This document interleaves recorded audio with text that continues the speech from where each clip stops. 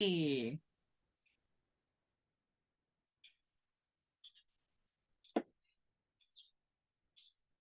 Hi, hello. Good evening po sa lahat. And magpakilala muna po ako. Ako nga po pala si RC Adani. From Zamboanga del Norte. Probinsyana po ako. Isang single mom. Single mom. Ngayon po, andito po ako sa bansang Kuwait. Before, sa bahay ako nagtatrabaho, 6 years. And binigyan ako ng release ng amo ko, ngayon nasa labas na ako. Nag-work ako sa salon. So, ito na. Magsasalita na naman, Kitch. So, paano ako napasok dito sa business na to, no?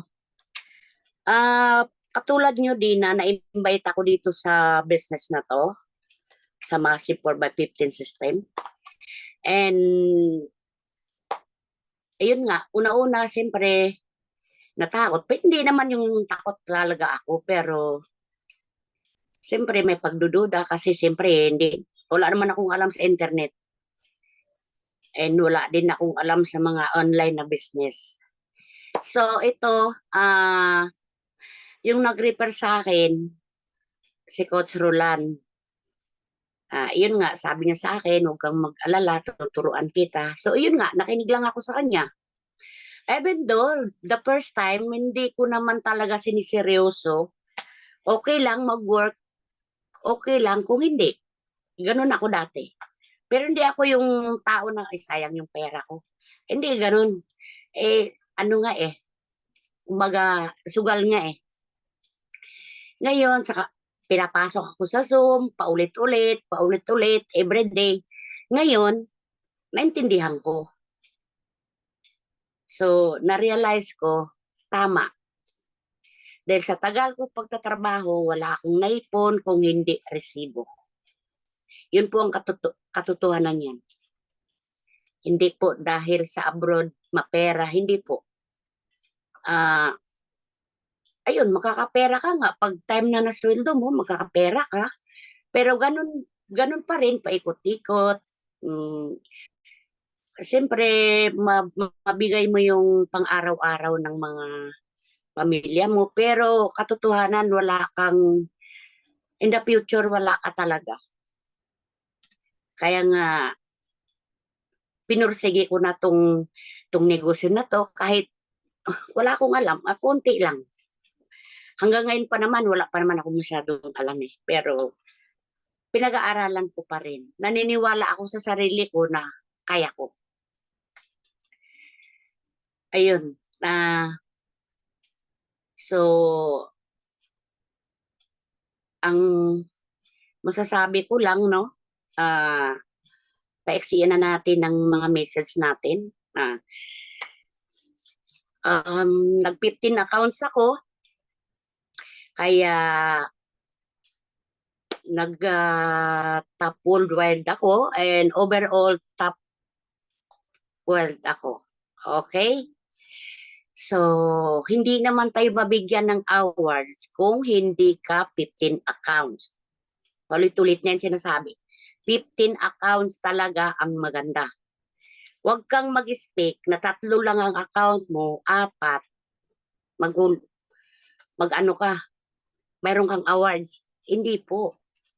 Kaya nga pinapaliwanag sa atin Para magkaroon ka ng awards, mag-15 accounts ka, and sumunod ka sa mga mentor mo, makinig ka lang, sumunod, hindi ka na yung kukontra ka pa. Dahil walang mangyayari sa'yo pag kukontra ka pa, daming pang sinasabi. So, sa likod ng awards na yan, may pera yan. May kinikita na rin ako, hindi naman kalakihan, pero pwede na. Okay? May trabaho ka, may sweldo ka, may part-time ka, kumikita ka, di ba? Pwede na rin yan. Kasi ang iniisip ko, pag uwi ako ng Pilipinas, hindi naman basta-basta makapasok ka ng trabaho doon sa atin. Kailangan pa ng valid ID, kung ano-ano pa yung hinihingi sa'yo. Kailangan may experience ka pa. Di ba marami namang nakatapos ng pag-aaral? Pero hanggang ngayon, wala pa rin trabaho. Kaya hindi mo basihan yung mataas ang pinag-aralan mo at nakatapos ka. Nakatapos ka nga, kung tamad ka naman at tambay lang ang alam mo, walang mangyayari sa'yo. Sayang lang ang ginastos sa'yo. Yun yun. So, punta naman tayo sa mga OFW. Sa mga katulad ko, kapwa ko OFW, ipagpatuloy po natin. Lalo na kung nakapasok ka na dito sa negosyo na to. Dahil hindi lang naman sarili mo ang pinaglalaban mo dito, pati pamilya mo. Okay? Kaya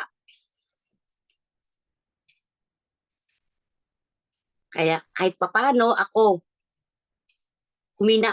Kasi minsan, hindi man natin masabi na everyday maganda yung pakaramdam natin. Pwede kang magpahinga, huwag ka lang tumigil. Ipagpatuloy mo lang to. Dahil in the end of the day, ikaw lang naman ang makakinabang yan. Hindi kami, hindi yung mentor mo, ikaw lang. Ang gawin mo lang, sundin mo kung ano yung sinasabi ng mentor. Okay?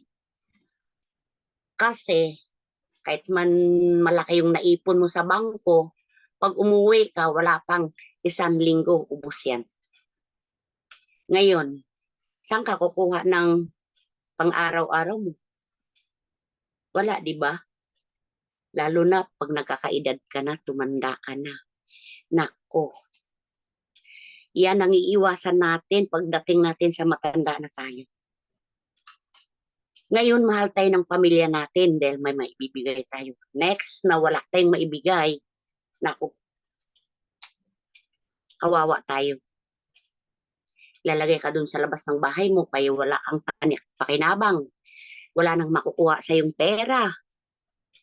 So, yun yung pinaglalaban ko sa sarili ko. In the end of the day, na tumanda ako, siyempre, may mag-aalaga sa akin dahil may pera ako.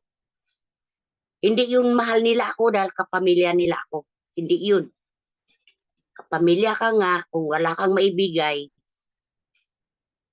para ka na lang aso sa kanila. Yun na yung tinatawag na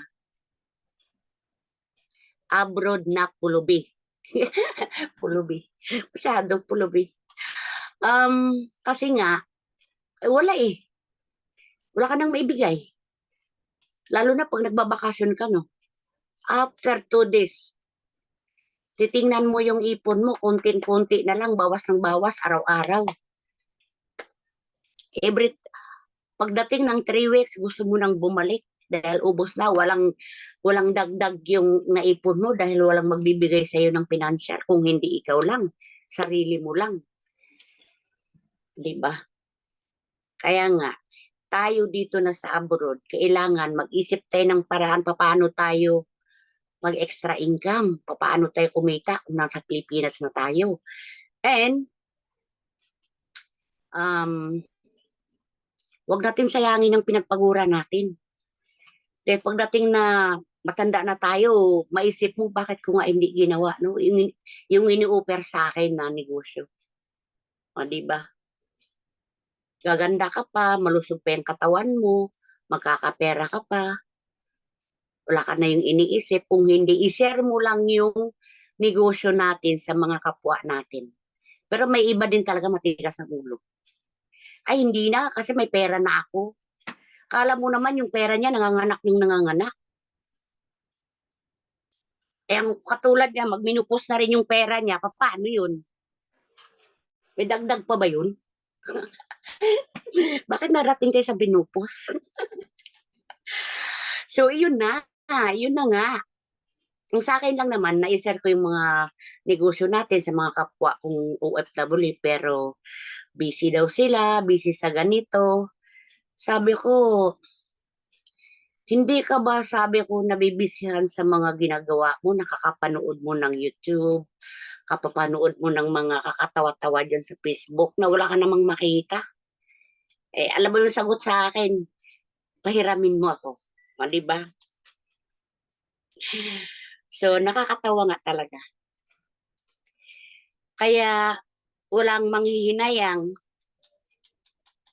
sa pag-uumpisa pa lang. Manghihinayang kapag huli na ang lahat. Kaya ang maipapayo ko lang sa lahat, no? Nandito na rin tayo sa negosyo na to, ipagpatuloy natin, makinig at sumunod. So, yun lang ang masasabi ko sa inyo, no, sa ating lahat, mga senders and mga guests natin, sa mga baguhan pa. Huwag tayong makinig sa mga sabi-sabi dyan kahit nakamag-anak natin dahil yun ang number one na hindi nakikinig sa atin. Pagtatawanan tayo, pero ako, didma lang ako. Bala kayo, sabi ko lang. At ako naman ang nakakaalam, hindi nyo naman alam. Kaya nga, ini-explain ko sa inyo, sa kanila kung paano, pero wala lang. Ngayon, pag may kailangan sila, kahit kunting ano lang, di ba, tatawagan ka naman nila. O, kaya, alam na natin kung anong sagot natin doon. So, sa mga coaches, gusto ko lang magpasalamat sa inyong lahat. Kay Mentor Archie Saplo, thank you so much. And kay Gian Balanay, maraming salamat sa inyo. Kay Coach Remedioy Ganuhay, thank you so much. And kay Coach Roland, Coach, salamat talaga at malaking pagtitiwala ninyo sa akin na nakapagsalita ako dito. And salamat talaga sa inyo. And God bless po sa ating lahat. And sa mga grupo ko dyan sa The Greatest, laban lang tayo. Huwag tayong sumuko. And God bless sa ating lahat. Back to you, Coach Roland. Thank you so much.